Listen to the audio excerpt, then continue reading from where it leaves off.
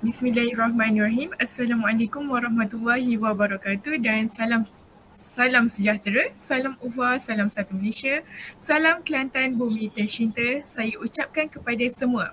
Tidak dilupakan juga kepada ahli-ahli panel kita pada hari ini, pada hari yang mulia ini. Berhimpun kita di platform Google Meet ini untuk bersama-sama kita mendengar diskusi yang bertajuk tentang remaja yang akan disampaikan oleh ahli-ahli panel kita. Topik diskusi remaja kita pada hari ini ialah akhlak mulia masyarakat sejahtera. Sebelum saya memulakan perbincangan pada hari ini, saya memperkenalkan ahli-ahli panel kita kepada anda. Bersama saya adalah 3 orang ahli panel yang kesemuanya. Saya perkenalkan ahli panel kita yang pertama, Saudari Nurhayati binti Razali. Apa khabar saudari? Selamat datang saya ucapkan. Alhamdulillah, saya sihat. Terima kasih kerana menjemput saya. Alhamdulillah. Seterusnya, ahli panel kita yang kedua yang nampak pemalu tetapi sangat petah berkata-kata iaitu Saudari Siti Nuraini binti Muhammad. Apa khabar saudari?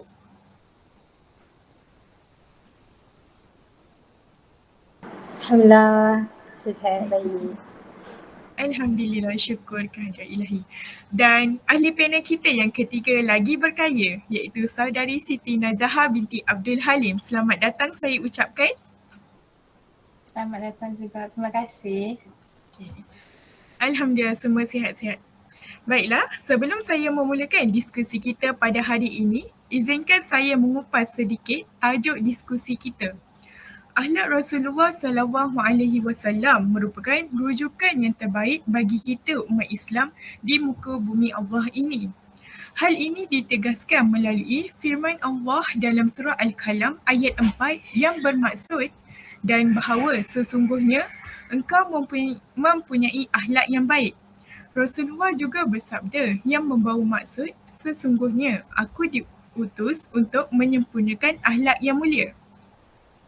Baiklah, soalan saya kepada ahli panel kita yang pertama, Saudari Nurhayati.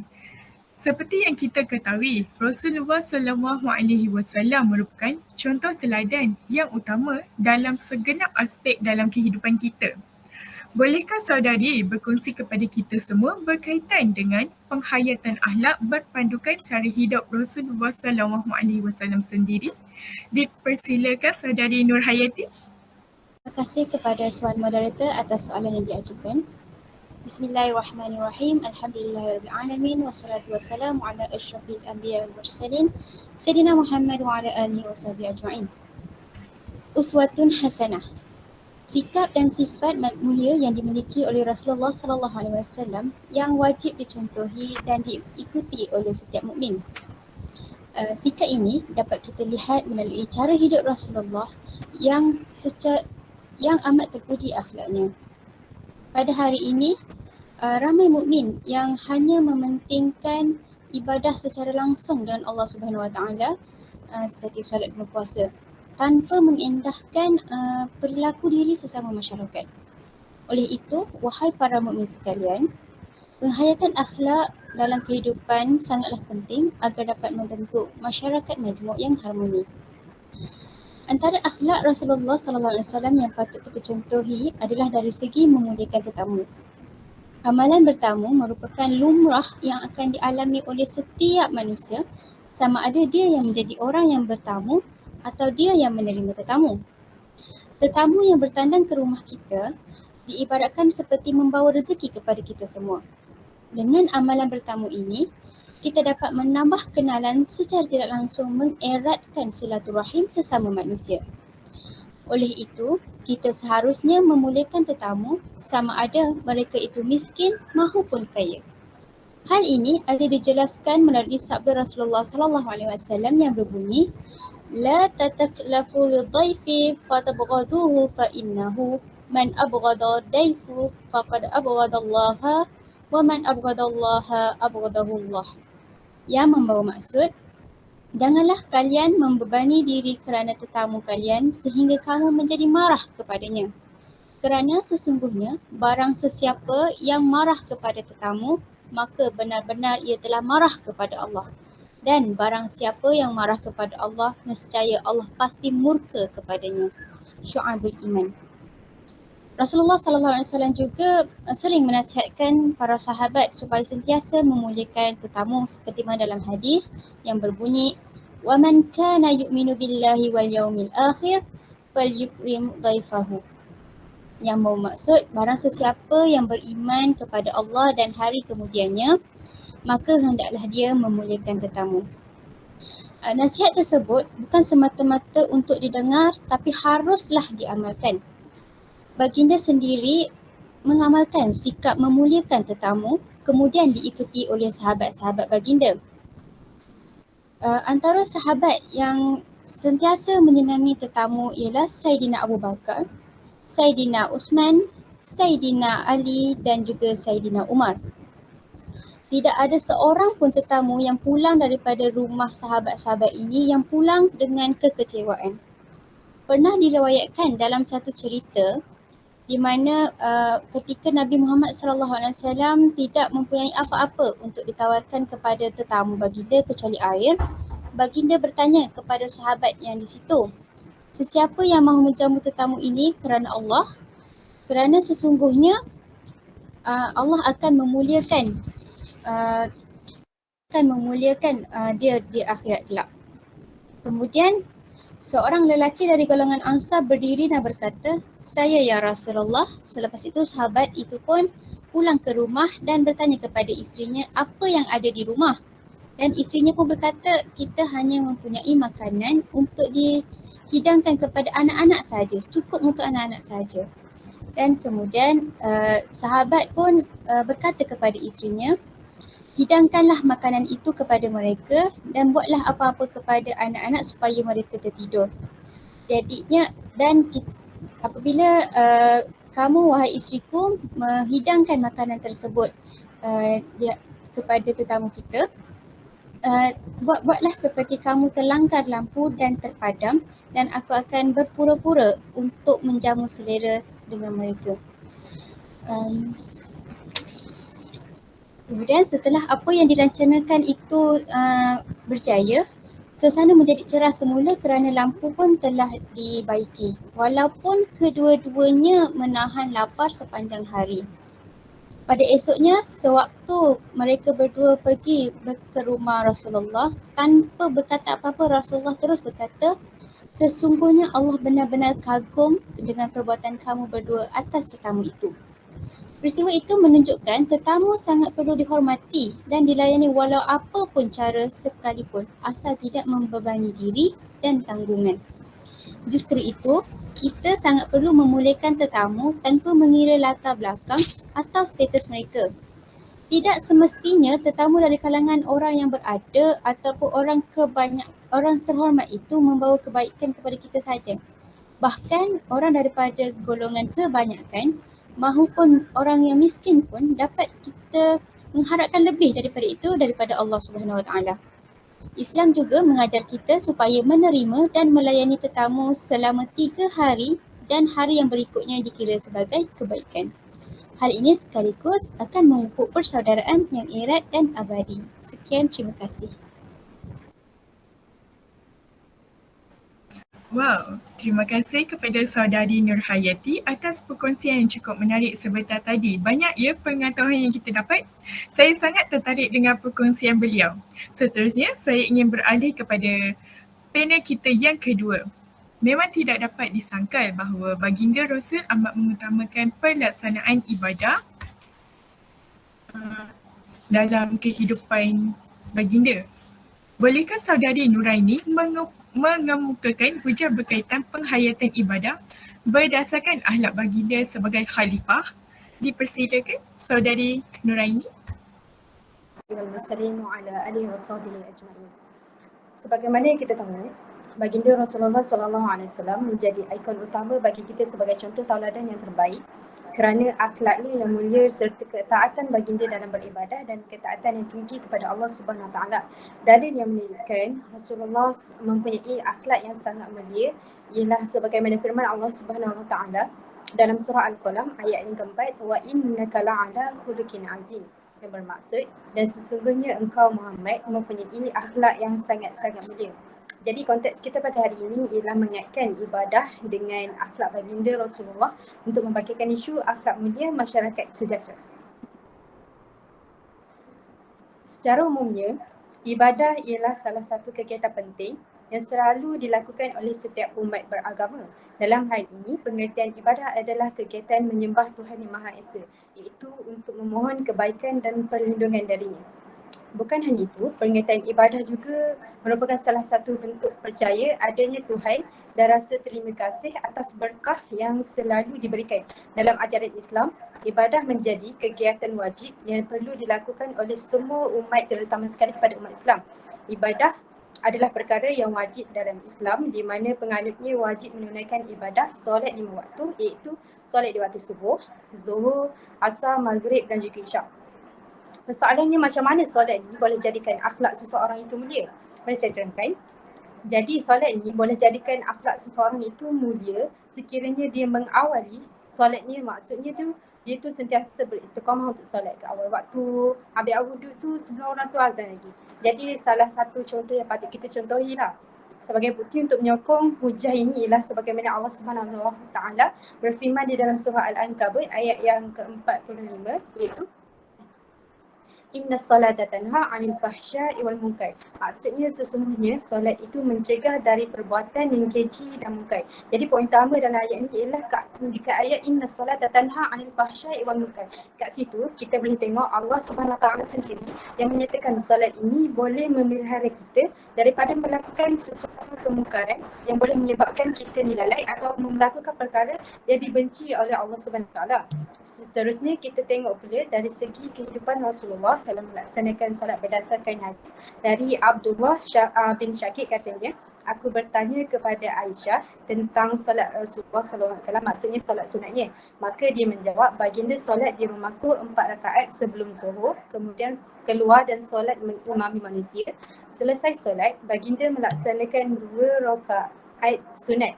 Dan setelah mengimami solat maghrib, baginda masuk dan solat 2 rakaat, kemudian mengimami sahabat untuk solat isyak dan masuk rumahku untuk mengerjakan solat 2 rakaat, dan baginda solat malam sebanyak 9 rakaat termasuk witirnya. Baginda mendirikan solat malam sekian lama sambil berdiri dan juga solat malam sekian lama sambil duduk. Jika baginda membaca dengan berdiri, baginda rukuk dan sujud dengan berdiri. Jika baginda membaca sambil duduk, maka baginda rukuk dan sujud dengan duduk. Jika fajar telah terbit, maka baginda solat sunat 2 rakaat. Hadis riwayat Muslim. Seterusnya ialah melakukan zikir. Perkataan zikir ni berasal daripada bahasa Arab yang mana ia membawa maksud ingat ataupun sebut. Dalam Islam ni, zikir lebih merujuk kepada ingat kepada Allah atau menyebut nama-nama Allah.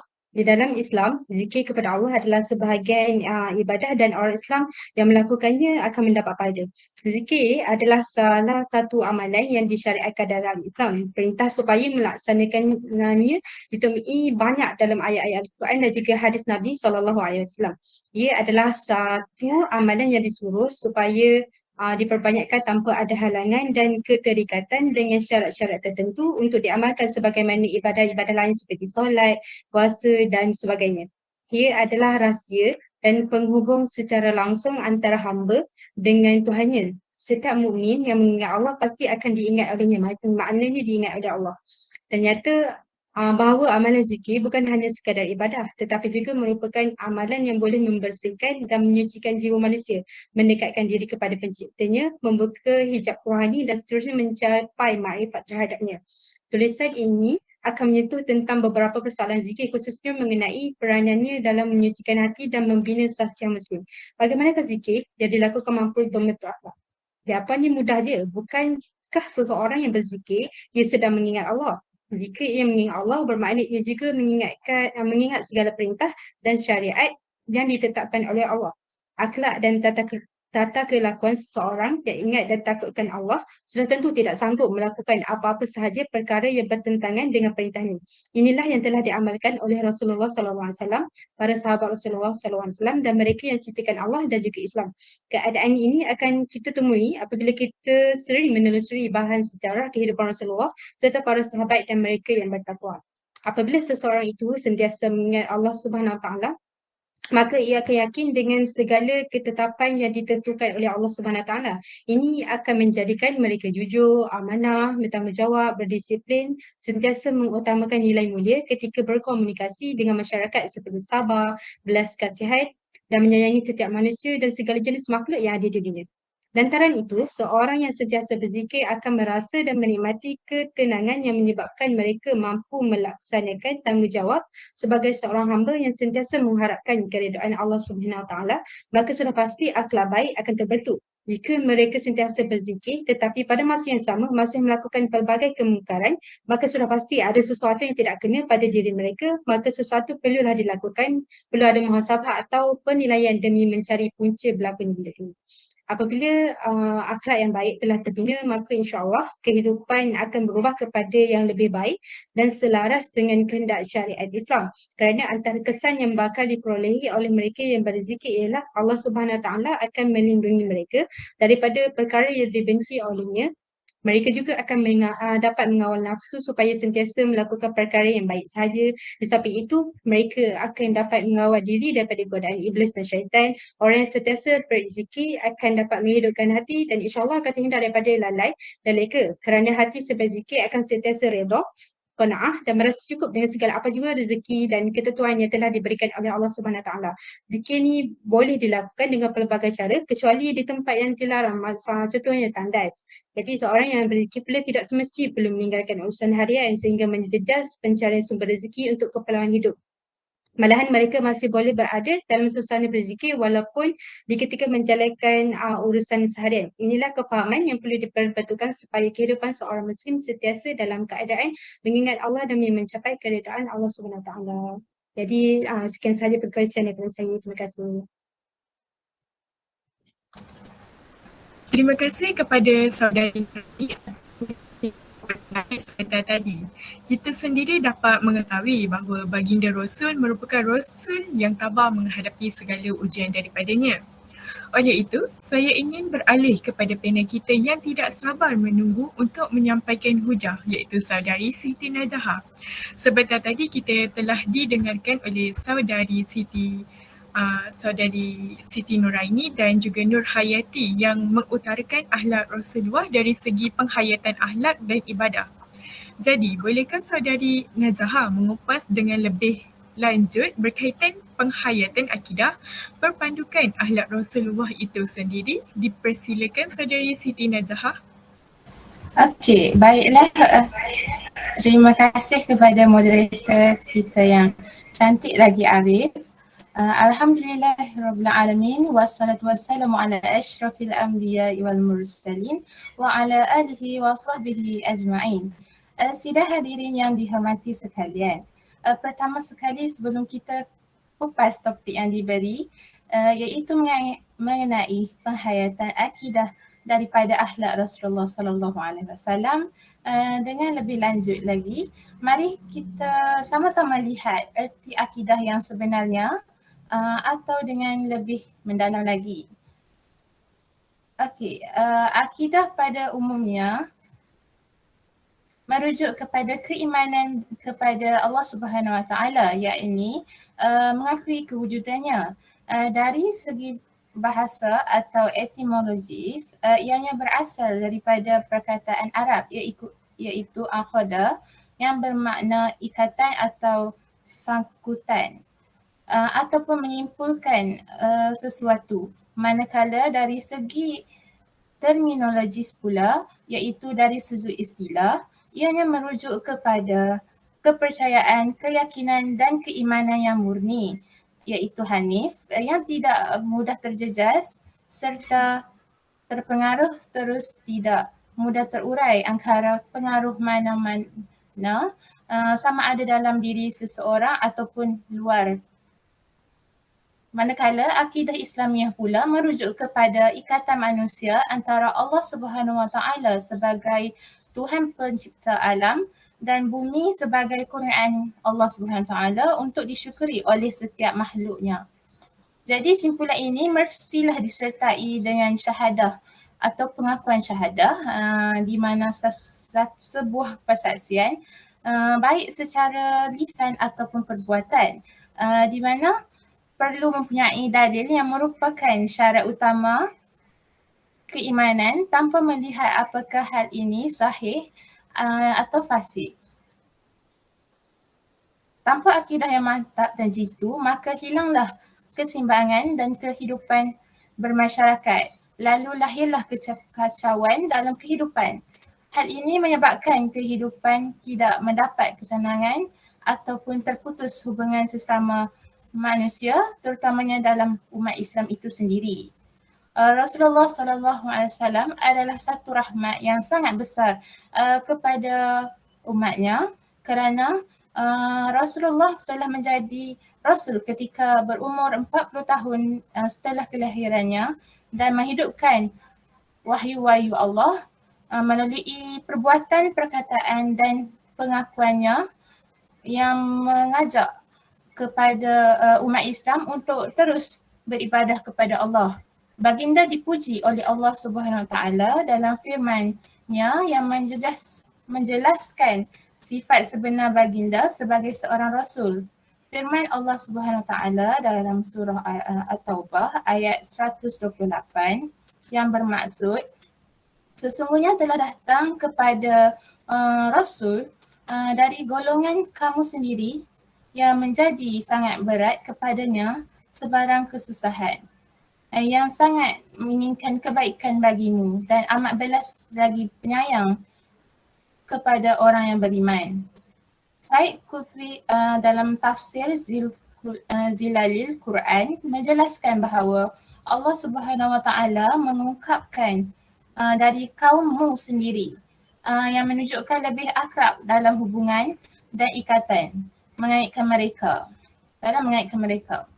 Ibnu Katsir dalam tafsir Quran Azim juga berkata, Allah Subhanahu Wa Taala menyebutkan limpahan nikmat yang telah diberikannya kepada orang-orang mukmin melalui rasul yang diutuskan olehnya dari kalangan mereka sendiri, iaitu dari bangsa mereka dan sebahasa dengan mereka. Jadi di sini kita dapat mencontohi cara Rasulullah berdakwah perlu dijadikan aspirasi bagi seluruh umat Islam. Kisah kehidupan dan kepribadian perjuangan Rasulullah menjadi pedoman yang sering dibicarakan dalam majlis kuliah dan tazkirah pada masa kini. Allah Subhanahu Wa Taala menciptakan Nabi Muhammad sebagai seorang lelaki yang dipelihara iman dan akhlaknya. Sebagai contoh, semasa pemerintahannya di Mekah, baginda dikelilingi watak-watak jahat, kufur dan penyembah berhala yang sentiasa mencari jalan untuk menghancurkan usaha dakwah apabila baginda dilantik sebagai seorang rasul. Allah Subhanahu Wa Taala menurunkan wahyu kepada baginda untuk mengarahkan baginda dan para sahabat supaya terus bertahan dan bersabar dengan segala tindakan orang kafir Quraisy sewaktu ketika itu. Dan kesabaran yang dituntut hanyalah semata-mata untuk meyakini lafaz syahadah, iaitu La ilaha illallah Muhammadur Rasulullah, yang bermaksud tiada Tuhan selain Allah dan Nabi Muhammad pesuruh Allah. Lafaz kalimah syahadah ini mudah dan ringkas disebut. Tetapi bagi mereka yang faham dengan lebih mendalam, merupakan perjanjian agung antara seorang manusia dengan Allah Subhanahu Wa Taala.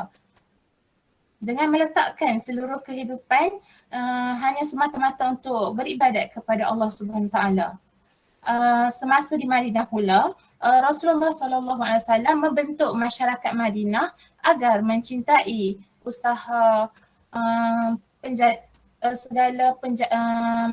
untuk menghalang segala usaha penjajah luar melalui Persyaaratan Piagam Madinah itu sendiri bagi melindungi tanah air sendiri.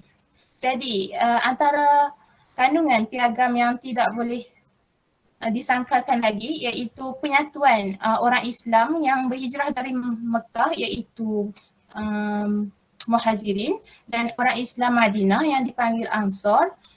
Jadi hal ini mengisytiharkan hak orang Madinah sebagai warga negara Madinah serta larangan mengadakan sebarang perhubungan di antara orang Mekah dengan orang-orang Yahudi. Jadi Islam di Madinah tidak mampu tertegak melalui Piagam Madinah semata-mata apabila orang Yahudi yang memusuhi Islam mewujudkan kelompok munafik daripada kalangan orang Islam setelah kejayaan umat Islam dalam pertempuran Badar. Kelompok munafik yang penuh kepura-puraan sentiasa mencari jalan menimbulkan konflik ataupun pergaduhan di dalam Madinah. Jadi kelompok munafik, perbuatan kelompok munafik ini sampailah ke pemuncak apabila mereka mencabul kehormatan wanita Madinah secara tidak langsung melanggar Piagam Madinah itu sendiri. Jadi di sini maka orang Yahudi ini dihalau dari Madinah dan diperangi dalam perang Khaybar. Dakwah artinya menyampaikan dan dakwah Islamiah mesti disampaikan selagi adanya manusia. Rasulullah SAW mengutuskan sahabat menyampaikan risalah dakwah yang mengandungi pengenalan kewujudnya Allah SWT, kemestian tunduk kepada kekuasaannya dan pengakuan Muhammad sebagai pesuruh Allah. Jadi di situ tunjang utama dakwah Islamiah yang diajar oleh Rasulullah SAW diikuti oleh para sahabat untuk menegakkan akidah yang sahih iaitu tunduk kepada Allah Subhanahu Wa Taala dan keyakinan bahawa Muhammad adalah pesuruh Allah. Jadi ini sahaja yang dapat saya kongsikan. Saya kembalikan majlis ini kepada moderator kita yang cantik lagi bijaksana. Sungguh terpukau saya mendengar hujahan daripada saudari Najah yang begitu bertenaga. Kemudian kita akan beralih ke sesi seterusnya iaitu sesi soal jawab. Saya akan buka sesi ini kepada penonton yang ingin mengajukan soalan. Dipersilakan para penonton.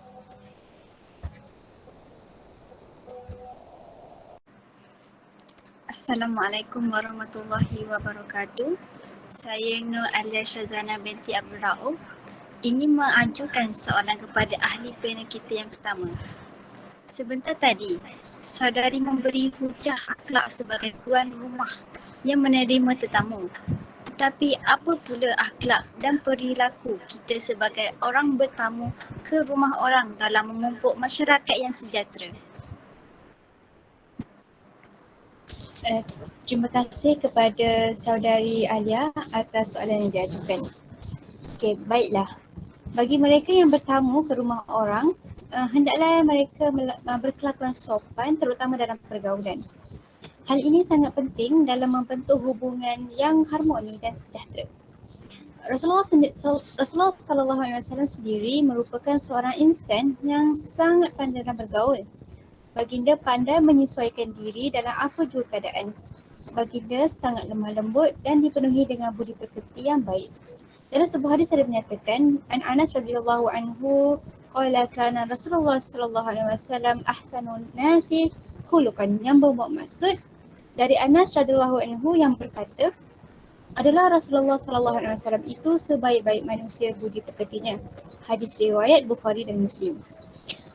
Apabila kita bertamu ke rumah orang, kita tidak terlepas untuk berbual-bual dan bergaul mesra. Dalam sebuah pergaulan, kadang-kadang kita akan menimbulkan gelak ketawa dan bertukar-tukar cerita. Maka kesopanan dalam pergaulan amatlah perlu dan sangat perlu dijaga. Ini tidak bermakna kita tidak boleh bergerak ketawa, tetapi janganlah sesekali sampai boleh memekakkan telinga dan jangan sampai membuka mulut yang sangat luas. Ini akan menimbulkan ketidaksenangan hati tuan rumah. Okay, Rasulullah SAW juga merupakan seorang yang periang dan selalu menghiasi wajahnya dengan senyuman. Ini disebutkan daripada hadis yang bersumberkan daripada Jarir bin Abdullah yang berbunyi, "Mahajaban Rasulullah SAW munzu aslamtu wala rani atasabtum." Yang bermaksud tidak pernah menutupiku Rasulullah SAW semenjak saya masuk Islam dan tidak pernah beliau memandangku kecuali dengan tersenyum. Dalam adab pertemuan juga perlu dititik beratkan. Jangan kerana kita menjamu sahabat baik kita sendiri, kita terus lupa daratan. Jangan sesekali kita bertindak sewenang-wenangnya seakan apa yang ada di situ semua milik kita. Tanpa rasa segan silu, kita mengambil apa sahaja yang berada di depan mata walaupun berada jauh. Dan jangan pula kita sesekali mencela hidangan walau tidak sedapnya makanan itu. Umar bin Abu Salamah ada meriwayatkan yang bermaksud ketika saya masih kecil dalam asuhan Rasulullah, biasa saya menghulurkan tangan kanan ke dalam pinggan dan maka Rasulullah bersabda kepadaku, "Hai anak kecil, sebutlah nama Allah, makanlah dengan tangan kanan dan makanlah dari apa yang dekat kepadamu." Hadis riwayat Bukhari dan Muslim. Dalam pertuturan pula, kita hendaklah menjaga lisan daripada menimbulkan kata-kata yang boleh menyinggung perasaan tuan rumah. Jangan kita banyak bercakap dan jangan kita dan kita perlulah berbicara bila perlu saja dan kita perlu bijak menyesuaikan diri dalam lingkungan masyarakat dengan baik dan sopan menurut ajaran Rasulullah. Daripada yang saya sebutkan tadi, kita boleh simpulkan bahawa Islam merupakan agama yang sangat mudah dan sangat lengkap. Islam bukan sahaja mementingkan hubungan kita dengan Allah, malah Islam juga mementingkan hubungan umat dengan umat. Kemudian sebelum saya mengundurkan diri, saya nak tekankan bahawa penghayatan akhlak dalam kehidupan seharian berdasarkan peribadi Rasulullah itu sendiri sangatlah penting dalam diri mukmin supaya dapat membentuk jati diri dan sekaligus mencerminkan Islam sebagai agama yang sejagat.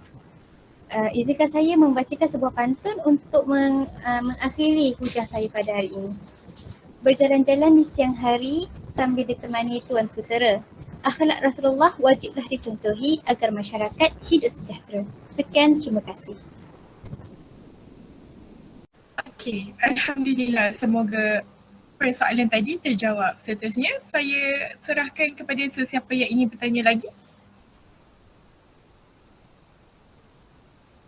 Okay, Assalamualaikum warahmatullahi wabarakatuh. Saya ingin mengajukan soalan ini kepada saudari Siti Nur Aini, iaitu apakah zikir yang paling disukai oleh Allah Subhanahu Wa Taala? Itu saja.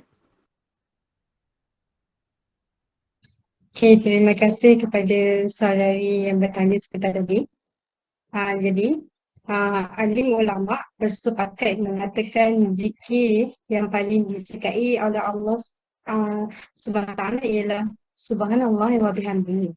Ini berdasarkan satu hadis yang bermaksud dari Abu Dhar berkata, kalau beliau bertanya kepada Muhammad Rasulullah, sukakah engkau Muhammad memberi tahu ucapan apakah yang paling disukai oleh Allah? Lalu Nabi Muhammad menjawab, Subhanallah wa bihamdi, itu yang bermaksud Maha Suci Allah dan segala puji baginya. Cara pada apa? Pelajaran saya dapat menjawab soalan satu sekali.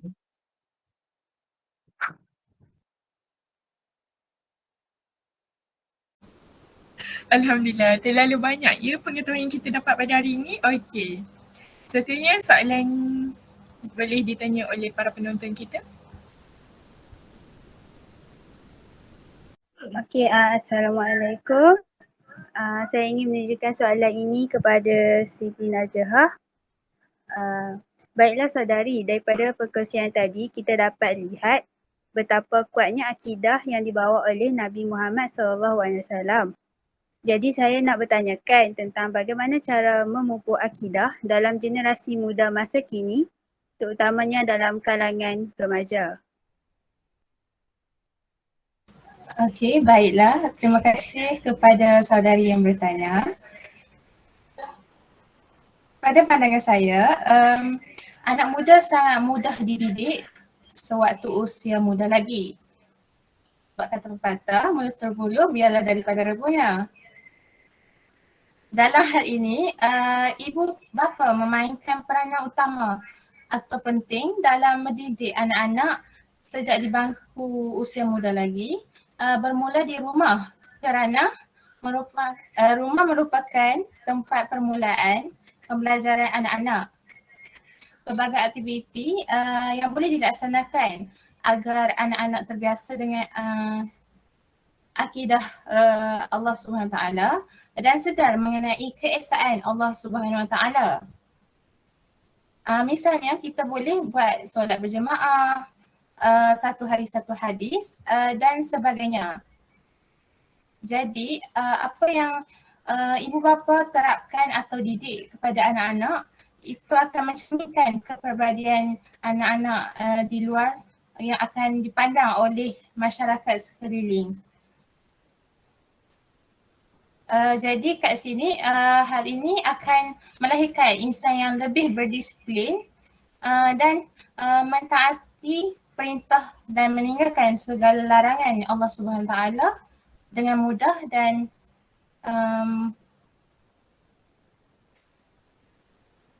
mantap. Okey, terima kasih. Hebat sungguh soalan-soalan yang penonton kita ajukan pada para panel kita. Ribuan terima kasih saya ucapkan. Terima kasih juga saya ucapkan kepada ketiga-tiga ahli panel kita yang sungguh pintar dan petah berkata-kata kerana sudi hadir untuk berkongsi ilmu dengan kita semua. Moga segala yang dikongsikan pada hari ini tidak berhenti sekadar ini sahaja. Nampaknya masa amat mencemburui kita.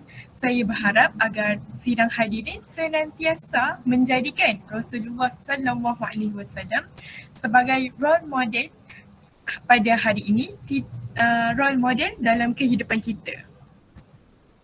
Saya sudahi dengan wabillahi taufiq wal hidayah. Wassalamualaikum warahmatullahi wabarakatuh dan salam sejahtera. Sekian, terima kasih. Waalaikumsalam warahmatullahi wabarakatuh. Assalamualaikum warahmatullahi wabarakatuh. Waalaikumsalam.